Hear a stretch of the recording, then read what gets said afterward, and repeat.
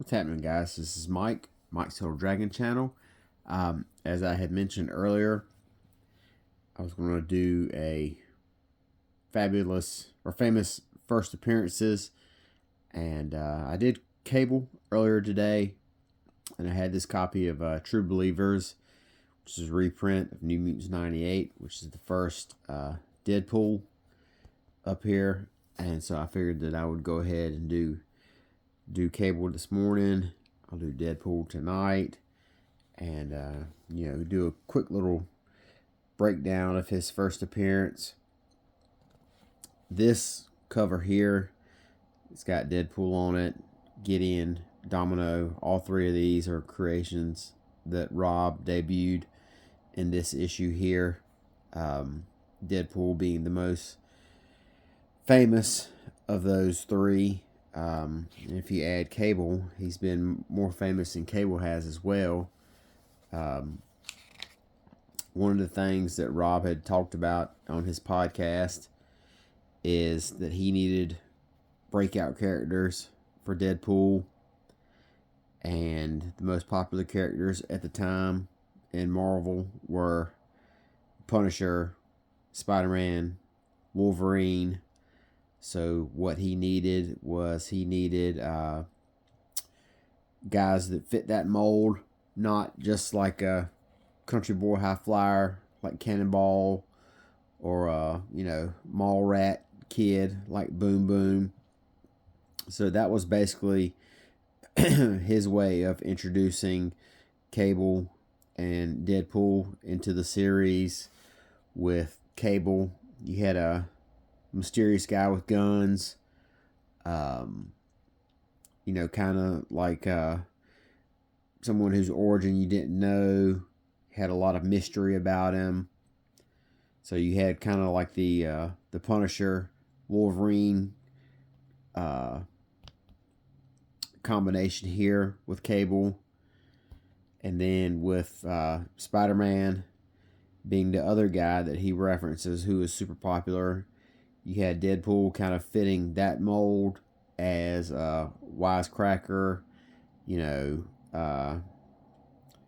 kind of, as we can see right here, a very long and athletic looking guy, kind of like flips and kicks and all that type of deal. So that was what the Deadpool role was going to be.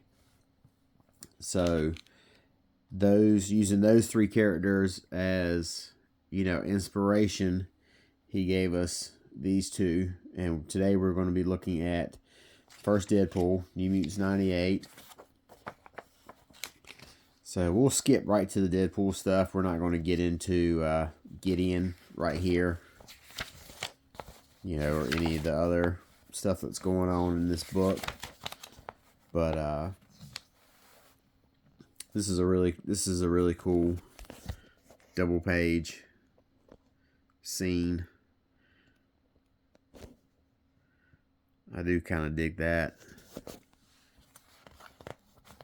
But let's go ahead and zip on to first Deadpool.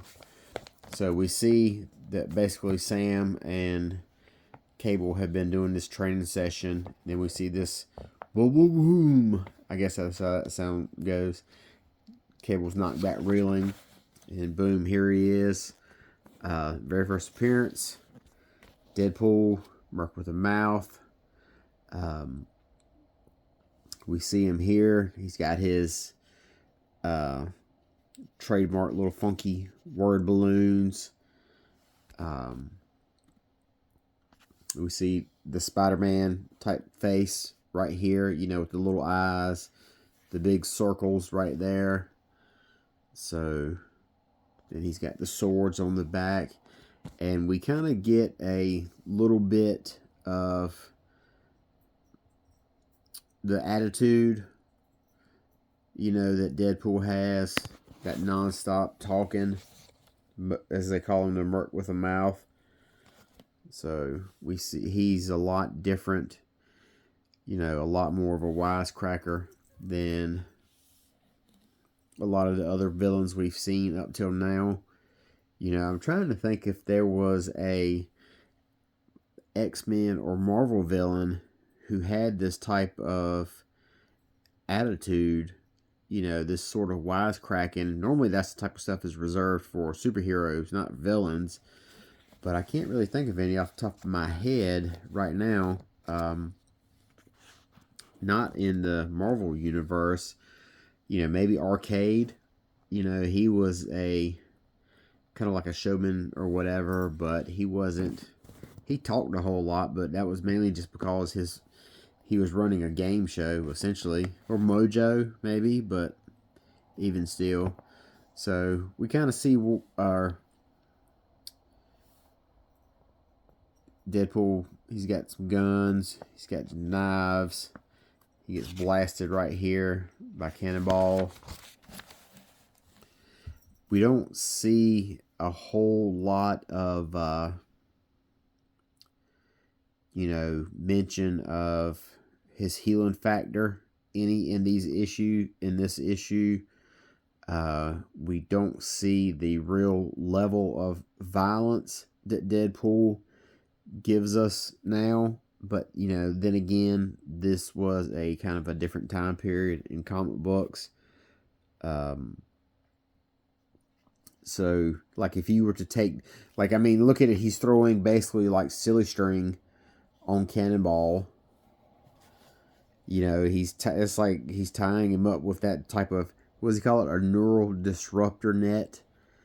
That's a very non-violent type of thing that Deadpool uses.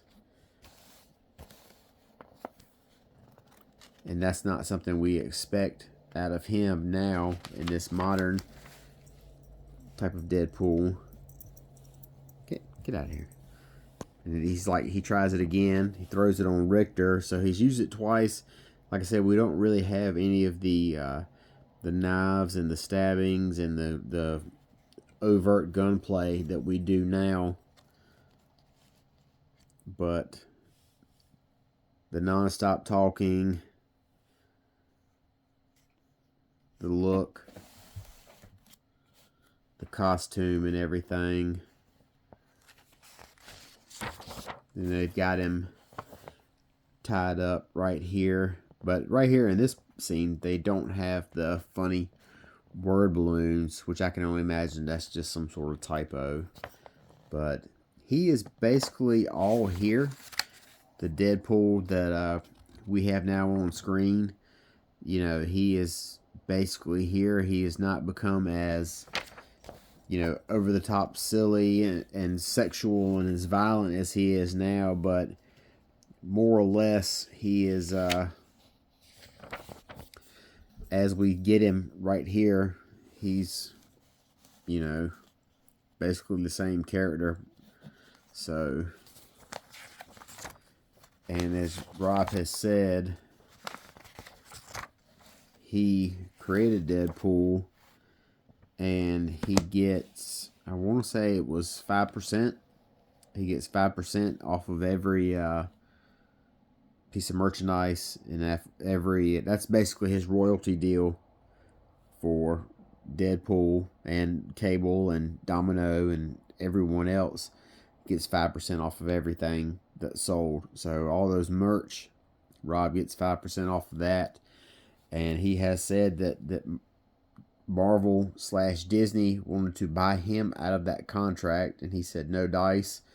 I'm not going to take a flat rate for it when I could just have money coming in all the time. So this is one instance in which he bet on himself with creating these characters, and the money's been rolling in, so it's worked out really good for him. And so that is first Deadpool, and as we can see, it's not the first time that we see him, and it's not going to be the last. He doesn't look as tall and as long right here anymore, but everything is basically the color scheme, the face, the head, everything looks the same. So, but yeah, kind of a silly overall first appearance, but basically the bare bones of the character is there.